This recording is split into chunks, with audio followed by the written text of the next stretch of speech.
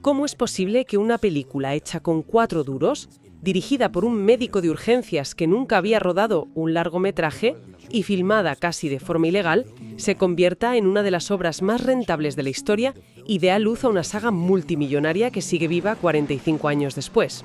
Es que esa es la pregunta del millón. Hoy vamos a analizar las fuentes que explican el caótico y brillante nacimiento de Mad Max, de 1979. Y es que la clave está ahí, en el caos.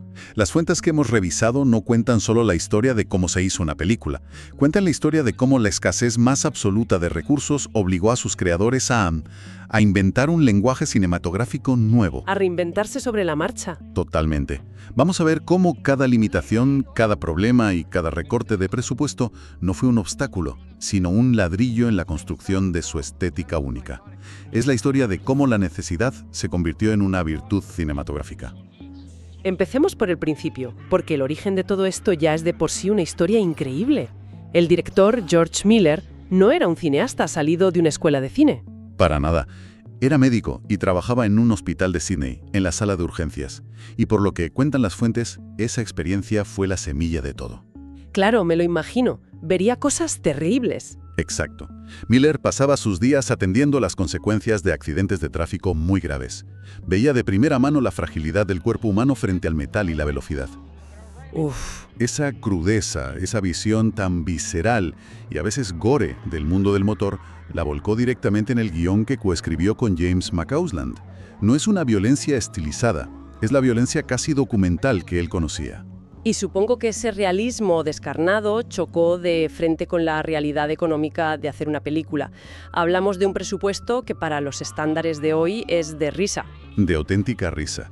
Las cifras varían un poco según la fuente, pero se estima que costó entre $350.000 y $400.000 australianos de la época. Nada. Para ponerlo en perspectiva, la reciente Furiosa costó unas 400 veces más.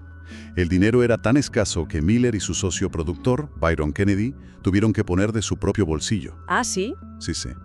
Hay anécdotas fascinantes que cuentan que Kennedy conducía a Miller por Sydney para que hiciera visitas médicas a domicilio entre jornadas de preproducción. Cada visita era dinero que iba directo al presupuesto de la película. ¡Qué locura! Con ese nivel de precariedad, me imagino que no podrían permitirse cosas básicas como, no sé, cerrar una carretera para rodar. Permisos. ¿Qué permisos? Ahí es donde nace lo que el propio Miller bautizó como cine de guerrilla. Suena bien. No tenían dinero para pagar a la policía ni para conseguir permisos oficiales para cortar el tráfico en las carreteras, así que lo hacían ellos mismos. El equipo, con un par de walkie-talkies, se plantaba en los extremos de un tramo de carretera, lo cortaban el tiempo justo para rodar la escena de una persecución y luego... Y luego desaparecían. Exacto. O sea que la anarquía que se ve en la pantalla era literalmente un reflejo de lo que pasaba detrás de la cámara. Totalmente. La anécdota más representativa es la de las escenas de choques. Después de destrozar un coche, no había un equipo de limpieza profesional.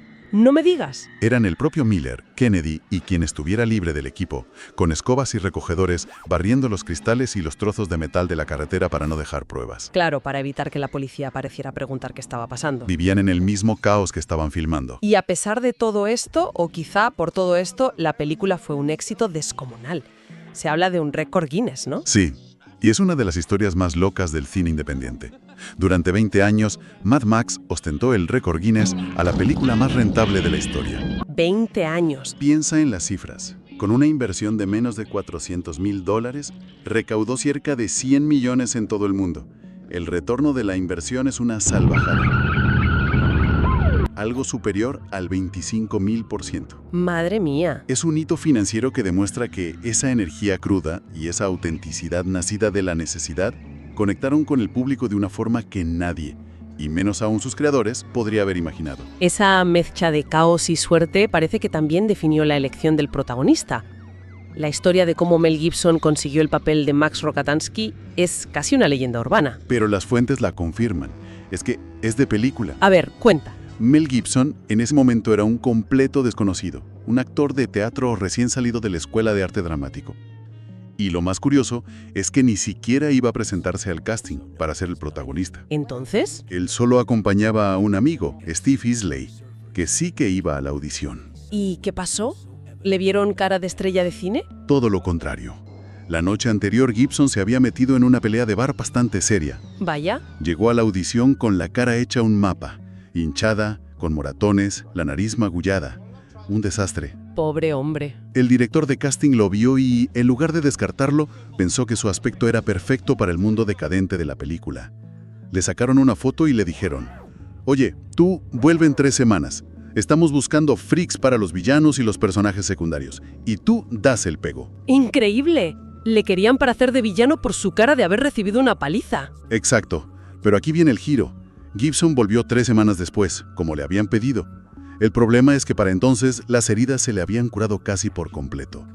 Ya no tenía ese aspecto de despojo humano. Se había afeitado, se había cortado el pelo, y de repente los directores de casting vieron a un joven actor con una presencia increíble.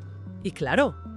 Como ya estaba allí, le pidieron que leyera unas líneas del papel protagonista, de Max, casi por rellenar el expediente, y los dejó a todos boquiabiertos. Y se quedó con el papel. Se quedó con el papel, por el que, por cierto, cobró apenas $10,000. Es asombroso pensar que toda una carrera de una estrella mundial nació literalmente de una pelea de bar. Y esa búsqueda de un realismo casi extremo se aplicó también a los villanos, porque la banda de motoristas de Toccata da auténtico miedo, no parecen actores. Ahí has dado en el clavo. No lo parecían porque en su mayoría no lo eran. ¿Cómo? Siguiendo esa filosofía de autenticidad por necesidad, en lugar de contratar a decenas de extras y especialistas carísimos, el equipo de producción hizo algo mucho más audaz. Se fueron a un bar de Melbourne y contactaron con una banda de moteros real, un club llamado The Vigilantes. Contrataron a una banda de moteros de verdad para hacer de banda de moteros. Es una genialidad. Y una solución presupuestaria brillante. Les ofrecieron participar en la película y ellos aceptaron. Aportaron un realismo que ningún actor podría haber fingido. Y no solo eso. Aportaron sus propias motos. La mayoría de las Kawasaki KZT-1000 que se ven en la película eran propiedad de los miembros de la banda. La producción solo tuvo que modificar algunas para que parecieran uniformes. Esto se pone cada vez mejor. ¿Y cómo se les pagaba? Porque dudo que hubiera dinero para el sueldo de todo un club de moteros. Pues según cuentan varias crónicas del rodaje, a muchos de ellos no se les pagó con dinero. A ver. El pago consistía literalmente en cajas de cerveza al final de cada jornada. No me lo creo. Era una forma de crear camaradería y de que se sintieran parte del equipo, pero esto generó un problema logístico surrealista. A ver, sorpréndeme. Tenían que desplazarse desde Melbourne hasta las localizaciones del rodaje, a veces a decenas de kilómetros, por carreteras públicas. Y lo hacían ya vestidos con sus atuendos de la película. Con las armas y todo. Y llevando las armas de atrezo, que parecían muy reales. Imagina la escena. Un convoy de motoristas con aspecto amenazador por una autopista australiana. ¿Un marrón si te para la policía? Para evitar eso, George Miller les redactaba cartas oficiales. ¿Perdona? ¿Qué ponía en esas cartas? Pues básicamente era un documento firmado por Miller que explicaba que eran parte del rodaje de una película y que todas sus armas eran falsas. Es una situación de comedia. Totalmente. Tienes a un policía parando a una banda que parece sacada del apocalipsis y el líder, en lugar de sacar una navaja, saca un papelito firmado por un médico que dice: «Tranquilo, agente, esto es de mentira». La línea entre la ficción y la realidad del rodaje era finísima. Desde luego. Y si hablamos de protagonistas, no podemos olvidarnos del otro gran personaje de la película, el coche. El Interceptor V8, el Pursuit Special. Ah, el coche. Ese Ford Falcon XB GT negro es para muchos más importante que el propio Max. Siempre me ha fascinado esa máquina, sobre todo el compresor que le sale por el capó. Parecía la cosa más potente y brutal del mundo. Pues prepárate, porque ahí tienes una de las mayores y más geniales trampas de la película. ¡Uy! Ese sobrealimentador tan bestial, el compresor Weyand 671, que define la imagen del coche, era de mentira. ¿Cómo que de mentira? ¿Me estás diciendo que no funcionaba? Para nada. En la primera película era pura fachada. Un adorno. Pero... No tenían ni el presupuesto, ni los conocimientos de ingeniería para hacer que un compresor de ese calibre funcionara de verdad en un coche de calle y que además fuera guiable para rodar escenas de acción. Era una pesadilla mecánica y económica. Entonces, ¿cómo lo hacían? Porque yo recuerdo perfectamente que en la película se ve cómo se activa y las correas giran. Magia de cine de bajo presupuesto. Lo que hicieron fue instalar una carcasa vacía del compresor sobre el capó. Y dentro, escondido, había un pequeño motor eléctrico conectado a un interruptor en el salpicadero. Ah, Amigo. Cuando Mel Gibson accionaba el interruptor rojo, el motor eléctrico hacía girar las poleas del compresor de pega. Daba la ilusión de que una bestia mecánica cobraba vida, pero el motor del coche no se veía afectado en absoluto. O sea que toda esa imagen de potencia descomunal era un truco. ¿Y el motor real del coche? El motor era un V8 Cleveland de fábrica que rendía unos 300 caballos. Que no está mal, pero... No, es una potencia muy respetable para la época, pero estaba muy lejos de los 600 caballos que se mencionan en la película. Y hay más detalles. ¿Recuerdas los 8 tubos de escape que salían por los laterales, 4 a cada lado? Claro, le daban un aspecto súper agresivo.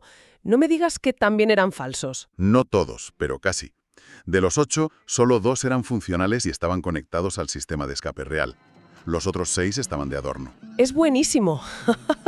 Simplemente vibraban por simpatía con los de verdad cuando el coche estaba en marcha. De nuevo, todo era apariencia. Crear una mitología visual con los pocos recursos que tenían. ¿Y qué fue del coche después del rodaje? Un vehículo así debería valer una fortuna. Hoy sí, pero en aquel momento no. De hecho, la historia es bastante triste.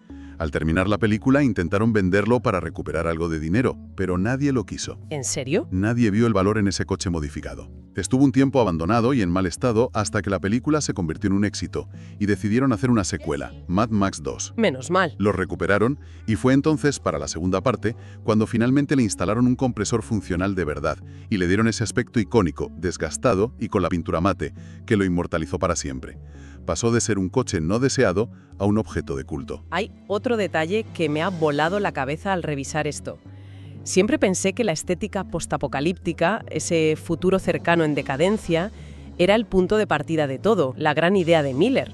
Pero por lo que veo en las fuentes, la realidad es mucho más pragmática. ¿No es así? Completamente. Es uno de los mejores ejemplos de cómo una limitación puede definir toda una obra. La decisión de ambientar la película en un futuro distópico no fue, inicialmente, una elección puramente creativa. No. Fue una solución a un problema de dinero. ¿Les salía más barato el futuro? Suena raro. Piénsalo. Si hubieran ambientado la película en el presente, en 1979, habrían necesitado recrear una sociedad funcional. Eso implica calles llenas de coches normales, cientos de extras vestidos con ropa normal, edificios en buen estado. Una logística imposible para ellos. Carísima e imposible para su presupuesto. En cambio, si decían que era un futuro cercano al borde del colapso, podían justificar rodar en carreteras desiertas, usar edificios abandonados o en ruinas sin tener que arreglarlos. Y vestir a la gente con cuero, que es más barato. Exacto, con ropa de cuero barata y restos de uniformes. La estética postapocalíptica nació en gran medida de la escasez. Era la forma más barata de producir la película. Es decir, que el universo que definió una saga entera y todo un género cinematográfico fue en realidad un truco para ahorrar costes. Exacto. Primero vino la necesidad y luego la justificación creativa. Y esa identidad tan particular, tan australiana y tan cruda, estuvo a punto de desaparecer por completo en su distribución internacional. ¿A qué te refieres? Cuando la película se preparaba para su estreno en Estados Unidos en 1980, la distribuidora American International Pictures tomó una decisión que hoy nos parece una locura. ¿Qué hicieron? Tenían pánico de que el público estadounidense no entendiera los acentos australianos y la jerga local. Así que ordenaron redoblar la película entera con actores de voz americanos. Pero eso es un destrozo. Doblaron a todo el mundo. A todo el mundo. Incluido a Mel Gibson, quien, irónicamente, nació en el estado de Nueva York, en Estados Unidos, aunque se crió en Australia. ¡Qué fuerte! Su voz original fue eliminada y reemplazada por la de un actor de doblaje americano. Cambiaron términos para que sonaran más familiares al público de allí. Windscreen se convirtió en windshield, y jerga policial como Proby, novato, se cambió por rookie. Un intento de borrar por completo la identidad de la película. Por completo, por miedo al rechazo. Y la versión original no se pudo ver allí. No de forma masiva. La versión original, con las voces australianas, no estuvo ampliamente disponible en Norteamérica hasta una reedición en DVD en el año 2000. Durante 20 años, la mayoría del público de allí conoció Mad Max con unas voces que no eran las suyas. Ya para terminar, hay un último detalle que me parece fascinante. Un hilo humano que conecta esta producción de guerrilla de 1979 con la saga monumental en la que se ha convertido hoy. Tiene que ver con el villano principal. ¿Te refieres a Hugh Keays-Byrne, el actor que interpretó al inolvidable líder de la banda Toe Cutter? Ese mismo. Un actor de formación teatral de la Royal Shakespeare Company. que le dio al personaje una locura muy particular. Exacto.